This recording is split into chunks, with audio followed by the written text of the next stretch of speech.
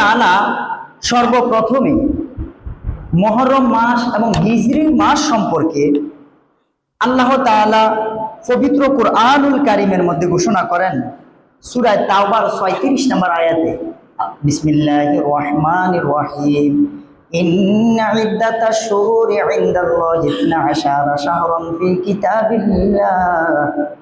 আল্লাহ তাআলা পবিত্র কুরআনুল কারীমের সূরা তাওবার ৩৬ নম্বর আয়াতের মধ্যে আরবি মাস গণনা বিষয়ে আল্লাহ তাআলা বলেন, ইন্না ইদ্দাতাশ শুহুর, নিশ্চয়ই আল্লাহ তাআলার কাছে গণনার মাস হলো 12টি। বলেন সুবহানাল্লাহ।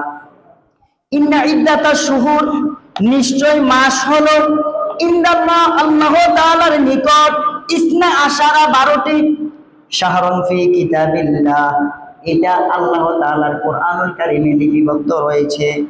ইয়াউমা খালাকাস সামাওয়াতি ওয়াল আরদ, যখন আল্লাহ তাআলা আসমান জমিন সমূহ সৃষ্টি করেছেন তখন থেকে আমার আল্লাহ তাআলা গণনা করার মাস 12টা লিখে দিয়েছেন।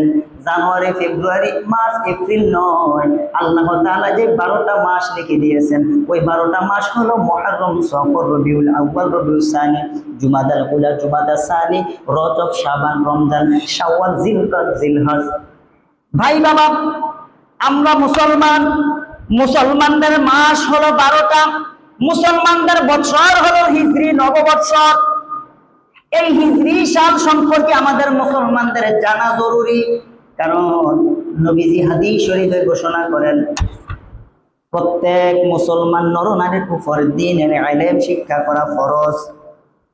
তলাবুল ইলমি ফরিদাতুন আলা কুল্লি মুসলিমিন ওয়াল মুসলিমাত। নবীজির হাদিস মোতাবেক আমাদের আরবি মাসগুলা সম্পর্কে জানা কিন্তু ফরজ, কিন্তু দুঃখের বিষয় আমাদের অনেক মুসলমানেরা আরবি মাসের নাম পর্যন্ত জানে না। আরবি হিজরি নববৎসর যে আমাদের সামনে এসে গেছে এটা অনেকে জানে না। ভাই বাবা, এখন প্রশ্ন, নিজেকে প্রশ্ন করার দরকার, আমি কেমন মুসলমান? আমার জন্য আল্লাহ তাআলা যে 12টা মাস নির্ধারণ করে রেখেছেন ওই 12টা মাস সম্পর্কে আমি জানি না, আমি উদাসীন। আল্লাহ বলেন, আমি আল্লাহ আসমান এবং জমিন যখন সৃষ্টি করছি তখন থেকে আমি আল্লাহ 12টা মাস নির্ধারণ করে দিয়েছি। এই 12টা মাস কখন থেকে গণনা করা হয়েছে এটা আমাদের জানা দরকার। 622 খ্রিস্টাব্দে আমার নূরের নবী রহমাতুল লিল আলামিন মক্কা থেকে মদিনায় যখন হিজরত করলেন, সর্বপ্রথম ওই 622 খ্রিস্টাব্দের বৎসরটাকে হিজরি প্রথম বৎসর ধরা হয়েছে। যুগের পর যুগ, দিনের পর দিন, মাসের পর মাস, বছরের পর বছর, এভাবে আস্তে আস্তে 1448তম হিজরিতে আমরা পদার্পণ করেছি। সুতরাং বোঝা গেল আজ থেকে 1448 বছর আগে আমার দয়াল নবী মক্কা থেকে মদিনায় হিজরত করেছেন।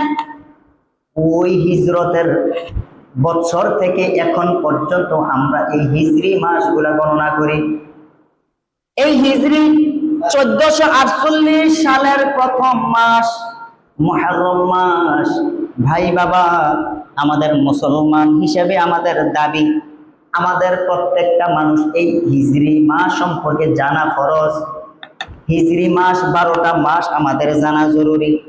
সম্মানিত হাজিরিন, আপনি আমি ইংরেজি মাস, আরবি মাসের পাশাপাশি ইংরেজি মাস, বাংলা মাস জানবো, বুঝবো, শিখবো, অসুবিধা নাই, কিন্তু আগে আপনি আমি আরবি মাস সম্পর্কে জানতে হবে।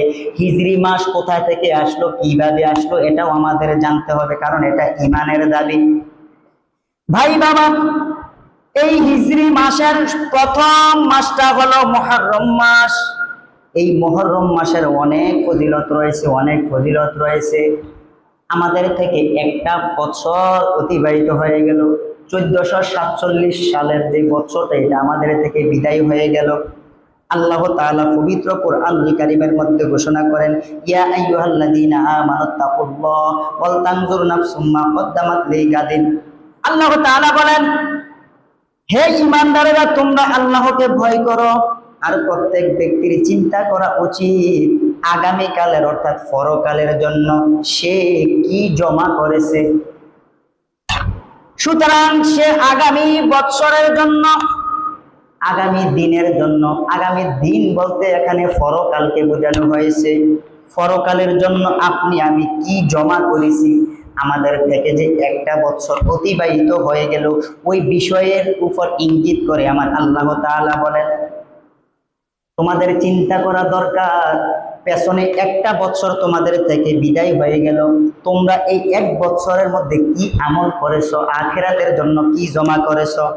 আল্লাহ তাআলা তার উপরে বলেন, ওয়াত্তাকুল্লাহ, আল্লাহকে ভয় করো, ইন্নাল্লাহা খাবীরুম বিমা তা'মালুন, নিশ্চয় আল্লাহ তোমরা যা করো তা সম্পর্কে খবর রাখেন।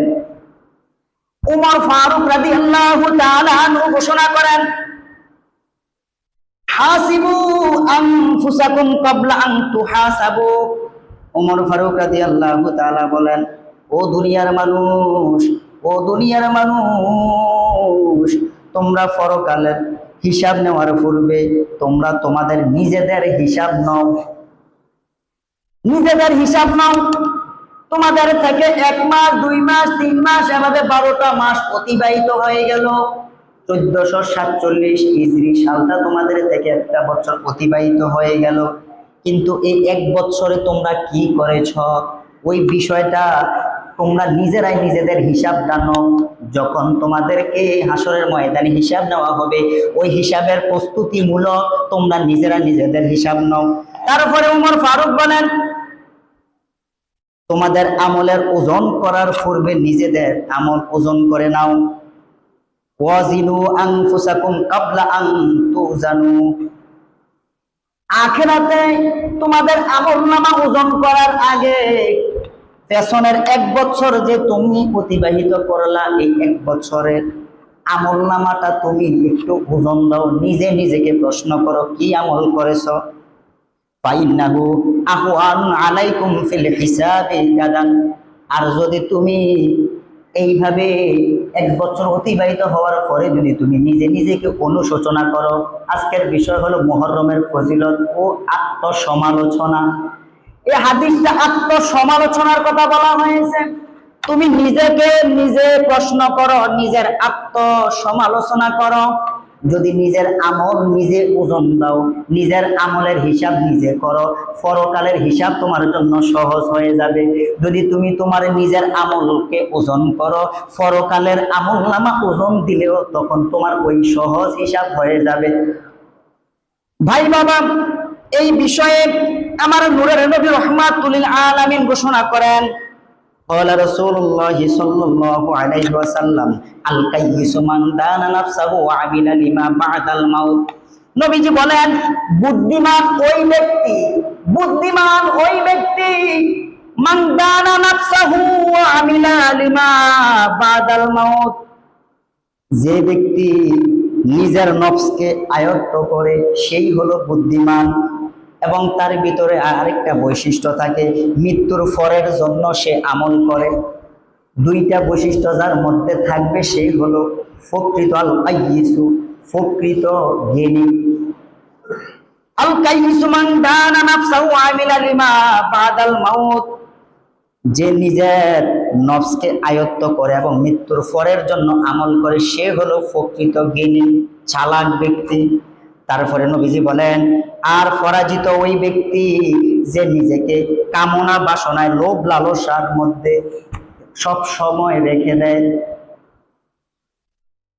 তারপরে দয়াল নবী অপর হাদিস শরীফে ঘোষণা করেন, قال رسول الله صلى الله عليه وسلم لرجل وهو يعظ ইত্যাদি। দয়াল নবী অনেক বড় হাদিস, এর মধ্যে আমি সংক্ষেপ করছি। দয়াল নবী ঘোষণা করেন, একজন ব্যক্তিকে উপদেশ দিতে যাইয়া নবীজি 3টা বিষয়ের কথা বললেন। একজন মুসলমানকে, একজন সাহাবীকে নবীজি 3টা উপদেশ দিলেন।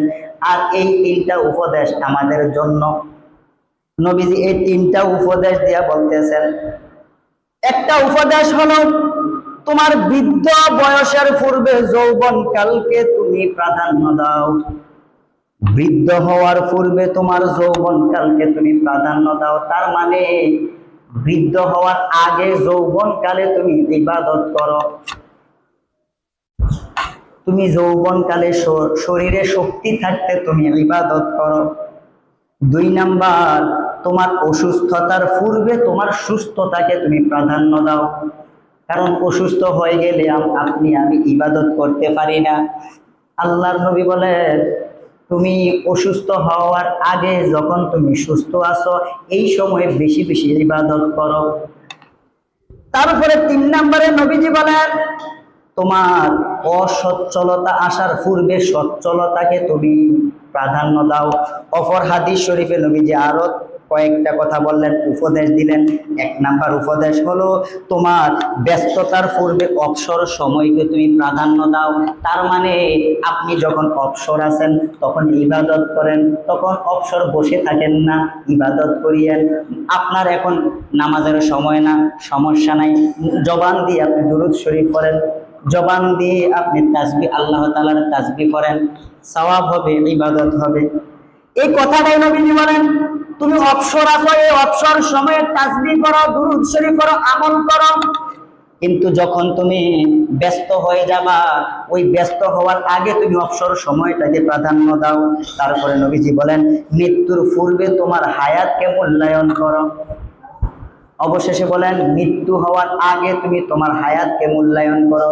সুতরাং কার কখন মৃত্যু চলে আসে বলা যায় না। সুতরাং মৃত্যু যে কোনো মুহূর্তে আমাদের আসতে পারে।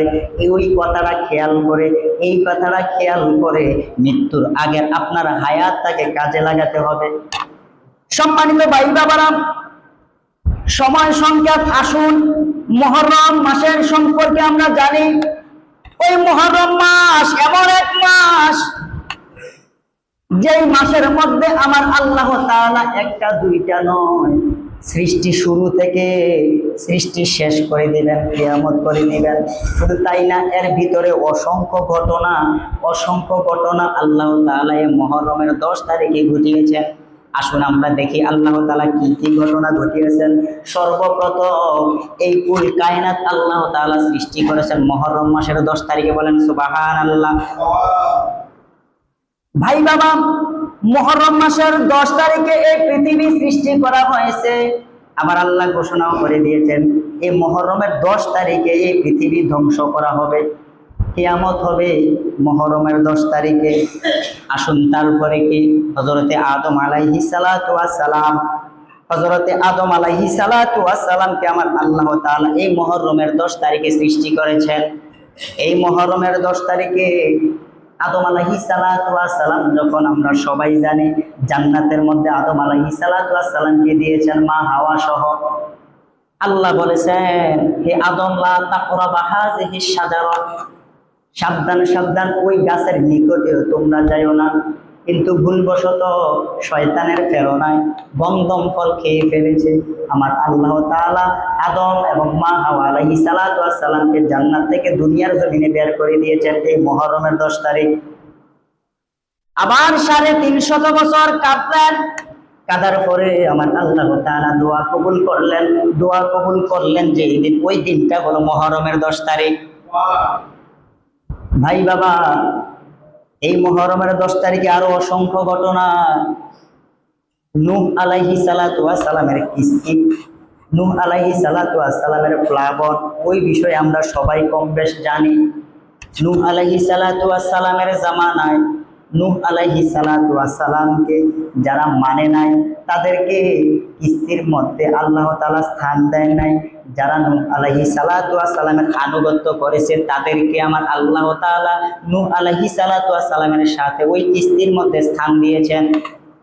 আল্লাহ তাআলা বিশাল প্লাবন দিয়েছেন, গোটা জগৎ পানিতে ভরে গেছে, বন্যা হয়ে গেল। ওই নৌকার মধ্যে, ওই কিস্তির মধ্যে যারা ছিল, বাকি সকলকে আমার আল্লাহ তাআলা ধ্বংস করে দিয়েছেন। ওই নূহ আলাইহিস সালাতু ওয়াস সালাম ওনার অনুসারীদেরকে নিয়ে ওই নৌকার মধ্যে ছিলেন 1 দিন, 2 দিন না 40 দিন। 40 দিনের পরে জুদি নামক একটা পাহাড়ের মধ্যে আমার আল্লাহ তাআলা ওই নৌকাটা পদার্পণ করলেন। তখন তারা ওই নৌকা থেকে ওই জুদি নামক পাহাড়ের মধ্যে নামলেন। যেদিন নামেছেন ওই দিনটা হলো মুহররমের 10 তারিখ। তাই না শুধু ভাই বাবা, আল্লাহ তাআলা 10 জন নবীর 10 জন জলিলুল কদর নবীর পরীক্ষা এই মুহররমের 10 তারিখে নিয়েছেন বলে আমার আল্লাহ তাআলা এই 10 জনের নাম অনুসারে আশুরা এবং মুহররমের 10 তারিখ, 10 আরবি হলো আশুরা, এই কারণে এই দিনটাকে আশুরা বলা হয়। আশুরা শব্দটা আরবি, বাংলা হলো দশম। দশম কেন 10 তারিখে হয়েছে? এই কারণে দশম। এই আশুরার আরেকটা কারণ হইল আল্লাহ তাআলা 10টা নবীর পরীক্ষা এই মুহররমের 10 তারিখে নিয়েছেন বলে আমার আল্লাহ তাআলা এই দিনটাকে আশুরা নামে লিপিবদ্ধ করে দিয়েছে। তারপরে ঘটনা হলো হযরত ইব্রাহিম আলাইহিস সালাতু ওয়াস সালাম। আমরা প্রত্যেকে জানি ইব্রাহিম আলাইহিস সালাতু ওয়াস সালামকে নমরুদ আগুনের কুণ্ডুলির মধ্যে ফালাইলেন। আমার আল্লাহ তাআলা ডাক দিয়ে বলতেছে, হে আগুন, হে আগুন, নারুয়া কুনি বারদাও ওয়া সালামান আলা ইব্রাহিম। হে আগুন, বারদাও, তুমি ঠান্ডা হয়ে যাও, সালামান, তুমি শান্তিময় হয়ে যাও, আলা ইব্রাহিম, ইব্রাহিম নবীর জন্য। বলেন সুবহানাল্লাহ। আগুন যদি আপনার গড়ে লাগে আর আপনি যদি বলেন ঠান্ডা হয়ে, কাম হইব নি? আগুন যদি আপনার শরীরে লাগে আপনি যদি বলেন শান্তি হয়ে যাও, কাম হইতো না। কিন্তু আমার আল্লাহ তাআলা ইব্রাহিম আলাইহিস সালাতু ওয়াস সালামের দোয়া কবুল করেছেন। পরীক্ষা ওনাকে উত্তীর্ণ কইরা আল্লাহ ডাক দিয়ে বলতেছেন, হে আগুন, তুমি শান্তিময় হয়ে যাও, ঠান্ডা হয়ে যাও। আল্লাহ তাআলা যেই দিন এই ইব্রাহিম আলাইহিস সালাতু ওয়াস সালাম থেকে পরীক্ষা নিয়েছেন ওই দিনটা হলো মুহররমের 10 তারিখ। ভাই বাবা, হযরতে মূসা আলাইহিস সালাতু ওয়াস সালাম থেকে যে এই দিন পরীক্ষা নিয়েছিলেন, মূসা আলাইহিস সালাতু ওয়াস সালাম, ফেরাউন যখন মূসা আলাইহিস সালাতু ওয়াস সালামকে ধাওয়া করলেন নীল নদের মধ্যে, মূসা নবী এভাবে জান রক্ষা করার জন্য অগ্রসর হইলেন। আল্লাহ তাআলার হুকুমে রাস্তা হয়ে গেল পানির মধ্যে। সুবহানাল্লাহ বলেন।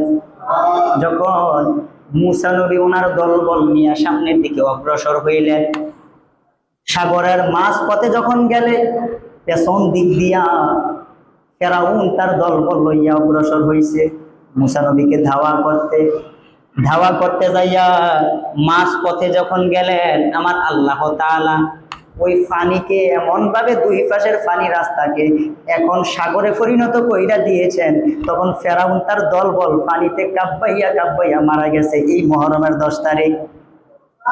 ভাই বাবা, ঈসা আলাইহিস সালাতু ওয়াস সালাম, ঈসা আলাইহিস সালাতু ওয়াস সালামের দলের লোকেরা ওনাকে অস্বীকার করেছে, নাফরমানি করেছে।